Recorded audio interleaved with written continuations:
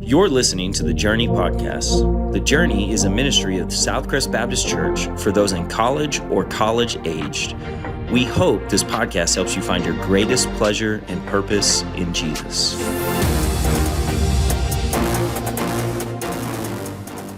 What is up, guys? We are back with another podcast. Hey, guys. We're missing Tate today. Yeah, you got B team today. Yeah. It's me and Andrew. Tate usually does the intro, so like before this, we were like, how are we going to intro this? But before we get into this, Ryan's first podcast of 2025. Yes. How's it going?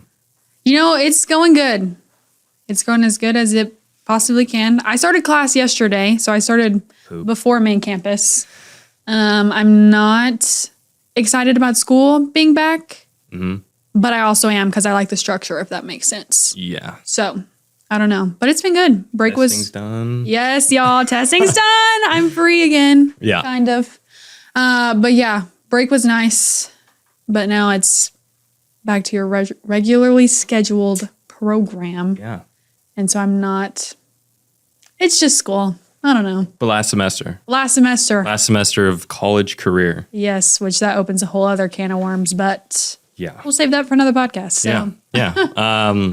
Post-grad life. Yeah. Yeah. So we have a fun one, and I think it's funny that we're doing this one, but it's conflict. Today we're talking about conflict. So I don't really know where to go with this, but let's talk about some ways like, let's talk about pre-conflict. Like, you know, you're getting all this like angry in your head. Like, what are the best ways? And then what are the ways we actually tend to like deal with conflict? Okay. Before it gets crazy. Okay. Do you know your Enneagram? No. Okay. I will say I am not an Enneagram, any of that kind of stuff kind of person. Yeah. But I do think like kind of knowing how you operate, like what kind of tends to set you off versus like your kind of areas of frustration versus areas where you kind of thrive. Yeah. And I think Enneagrams, they shouldn't like be your God and tell you who you are, but I do think sometimes they can give you like a good, like heart check of like, man, that is kind of me. I'm feeling called out right now. Yeah. But I would say for me, I am very sensitive. I think most people in my life will attest to that. I unfortunately get my feelings hurt a little too easy. I wear my heart on my sleeve. And so I think I may tend to get a little irritated a bit quicker than most people. Would you say that? Sometimes, yeah. Yeah. Sometimes it takes just like a minute. Yeah. Just pull back and, you know, it's not that big of a deal. Right. But yeah. Yeah. I think you're right though. Like having some sort of knowledge of how you deal with it, which again, like an Enneagram test or for, you know, since we're on staff, we have to do this. What's it called? Working genius. Yeah, like a working genius, and it tells you a little bit more, like about what you know, how you operate, what you work, what work environment works for you, what you thrive in, what you don't thrive in, and so I think it's very important, like especially talking about any type of conflict, work conflict, outside of work conflict, family conflict, to just know a little bit more about yourself. Yeah. Well, and I think too, like with that like base knowledge of like, okay, I know that this environment is going to frustrate me. I know when somebody is acting this way, it's going to cause me to get a little bit more flustered. Yeah. I think being clear in your communication of like, hey, when you do this, it kind of upsets me. Yeah. Not kind of, it does. Like, you know what I mean? Which is harder which is harder said than done. Or yeah. So I guess my question to kind of follow that up would be, if you know these things about yourself, what is the best way to go about communicating that to someone else to prevent those communication breakdowns and those just moments of frustration? Because nobody likes to be mad. Nobody likes to be upset. No. So. Yeah, no, I would say like, I think it all depends on your relationship with the person, right? So like, I have a really close friend. And yeah, say I have a close friend and I can talk to him a certain way. And then I have like a coworker or something that I can't really talk to in the same manner. I think if you're going about it, you have to really take into account the relationship you have with the person and be like for someone that might be close to you, a family member or a really good friend, saying straight up, like you just said, like, that bothers me.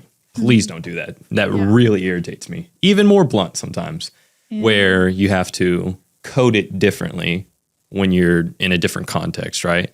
Like, hey, compliment sandwich, right? Yes, y'all, we've been talking about this. Yeah, we've been talking about compliment sandwiches. Like, hey, I mean, how would you even word it? You like, I would say like, hey, you do this really well, but when you do this, it kind of frustrates me, or I think we could do this in a better way. And then, but I think you're overall really great, or you're doing compliment sandwich. Whatever. Works well. Yeah, for all people. Everybody likes to be complimented. Everybody likes to, have their horn tooted a little bit, but nobody likes to be like called out. Yeah. But sometimes it's needed. Yeah. And I think there's a difference in calling someone out and calling someone higher. And the friend group that I can't go.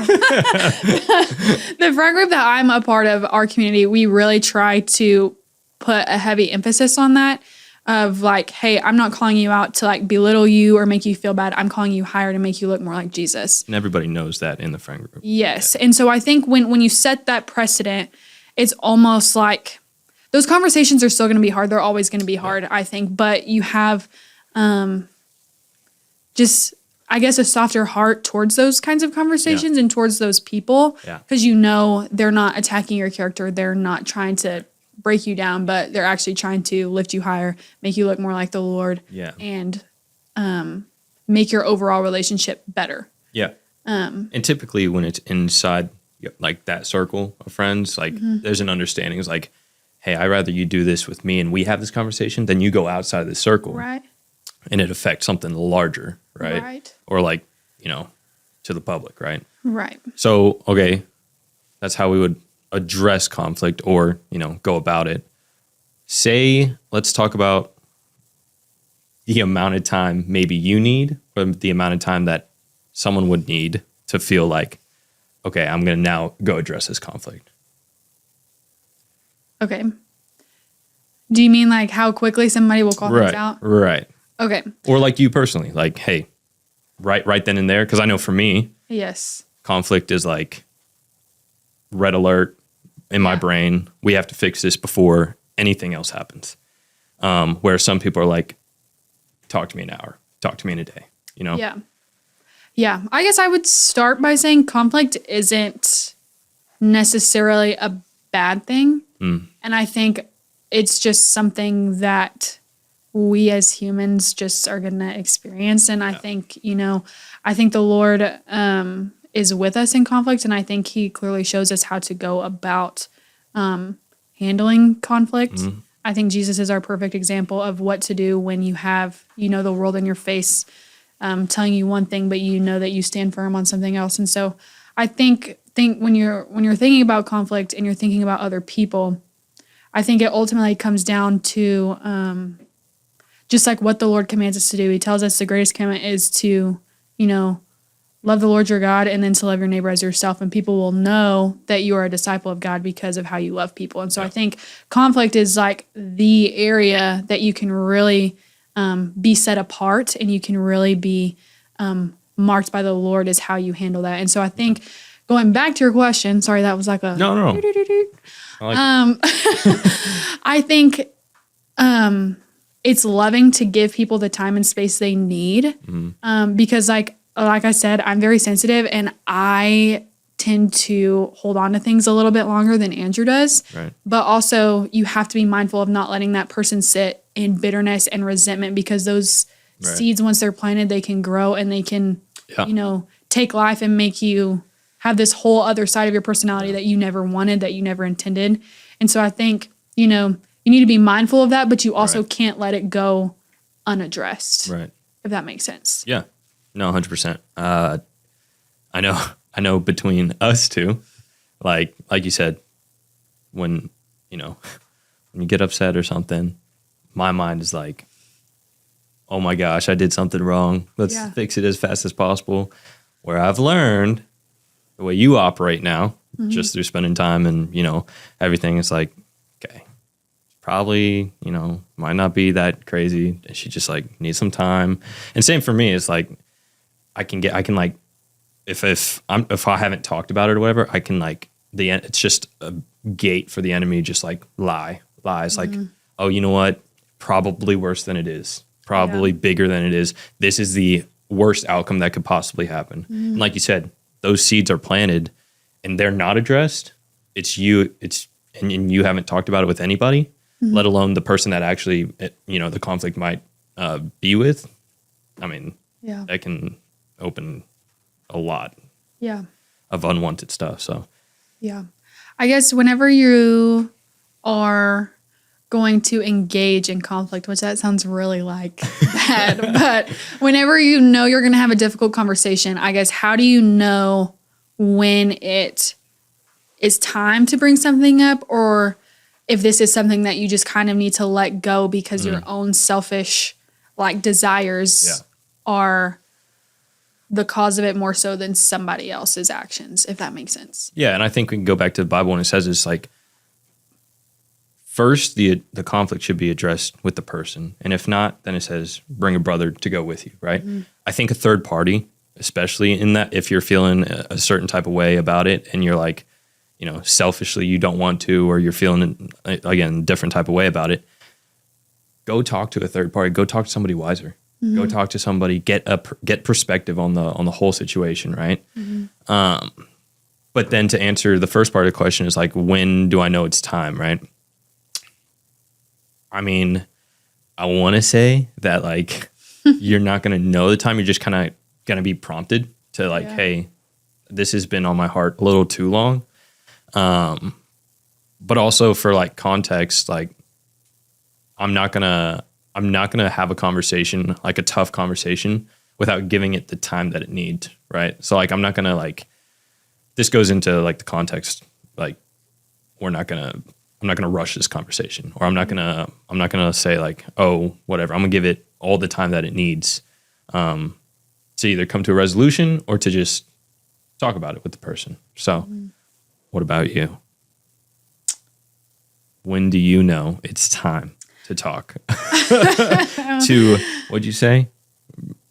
What? Address conflict? To engage in conflict. As if we're searching for conflict all the time. Oh, well, but I think sometimes, especially when you're around people all the time, like it's just going to happen. Like, let's be honest, it's going to happen. Yeah. And so you're going to have to know when to pick and choose your battles. When is it appropriate to be like, guys, I've told y'all 20 times I don't like this, or like, because that's me, y'all, with the boys. I hate to say it. That's me. Or when is it appropriate to just be like, I'm having an emotional day already, and this is probably only upsetting me because of underlying factors of my own life. Yeah.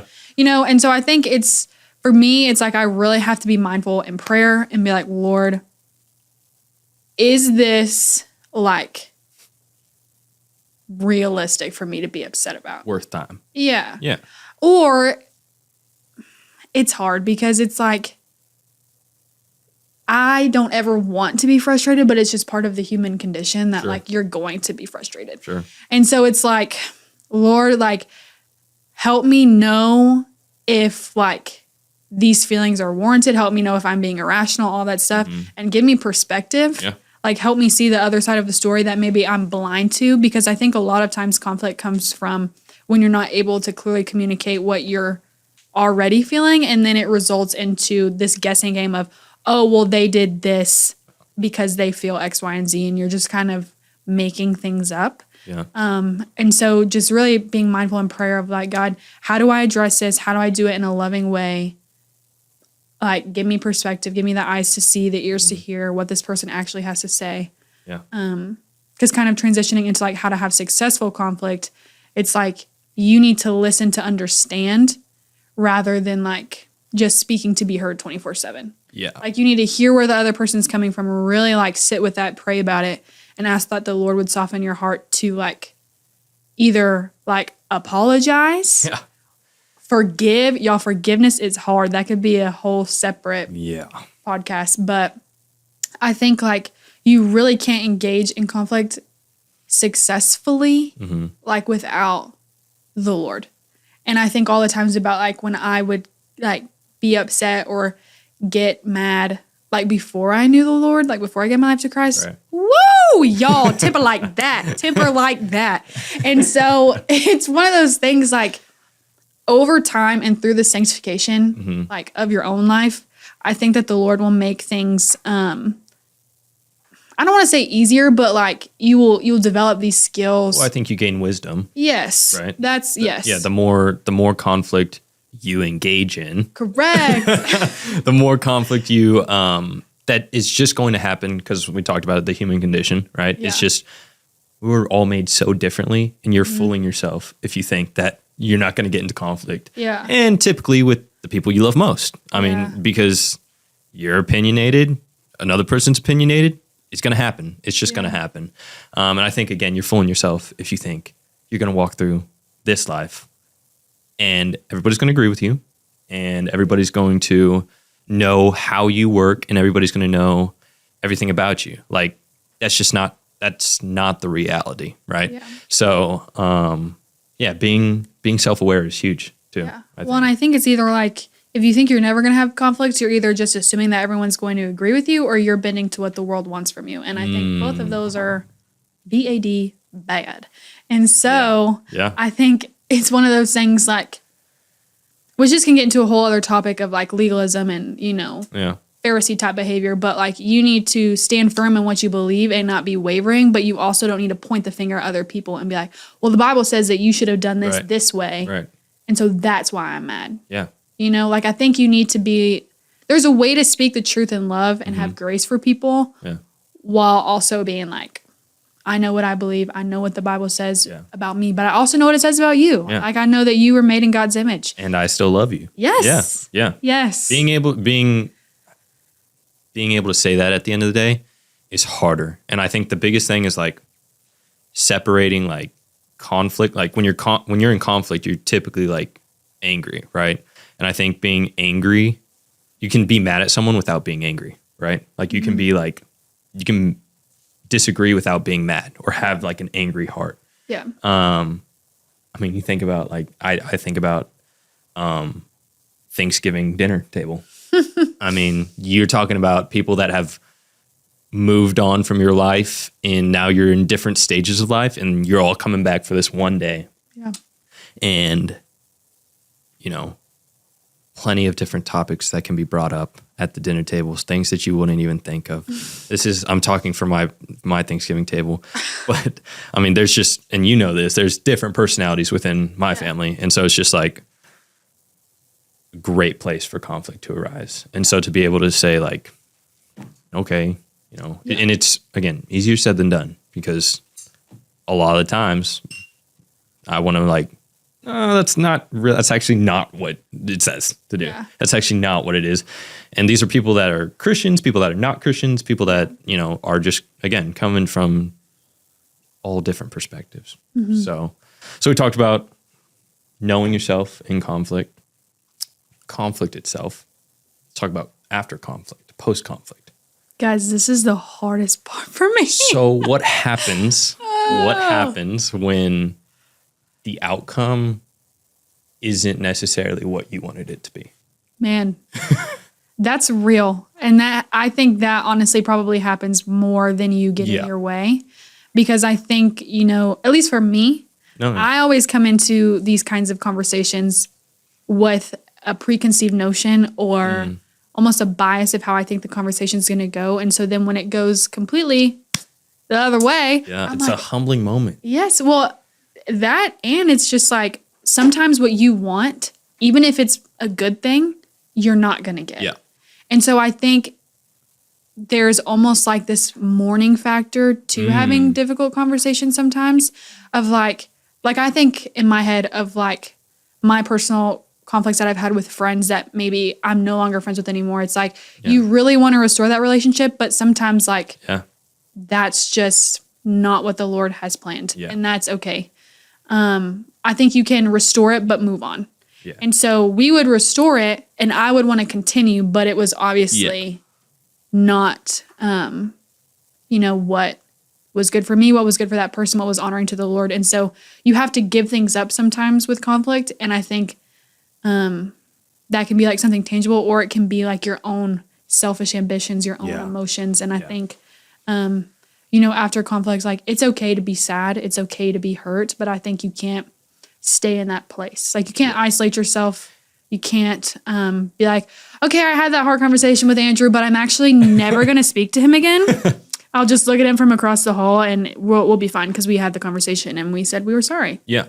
But I think there's a difference in like, for sure, saying you're sorry and actually forgiving someone. Yeah. Which again, that's a whole other. And I think it's important to know, like, not to know, but to just kind of not be scared of having, or like be scared out of having that hard conversation, because that mourning factor that you kind of talked about is like, dang, I know this is not going to go probably the way I want it to go. So I'm just not going to have it at all. That's also not something that is good when it comes to engaging in conflict. So, another thing, sorry.